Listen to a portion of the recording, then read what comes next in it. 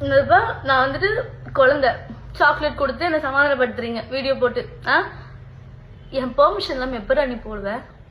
அந்த ஒரு video photo எடுத்தது எல்லாமே நான் தான். நான் உன்னை நம்பி தானே இருந்தேன், உன் நம்பி தானே அந்த போட்டோஸ் எல்லாம் எடுத்தேன்.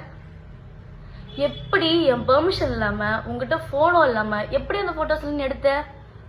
உனக்கு போன்ல எல்லாமே தெரியும். உன்னோட பிரெயினை எந்த மாதிரிலாம் யூஸ் பண்ணணுமோ அதுக்கெல்லாம் யூஸ் பண்ணாம இப்படி சில்லறத்தனமான வேலைக்கெல்லாம் யூஸ் பண்ணி போட்டோஸை ஃபுல்லா எடுத்து அதை ஃபுல்லா போட்டு ஒரு சிம்பத்தி கிரியேட் பண்ணி ஸ்வேதாவோட புருஷன். நல்லா இருக்குல்ல உனக்கு இந்த டைட்டில்? சீ, வெக்கமா இல்ல உனக்குலாம்?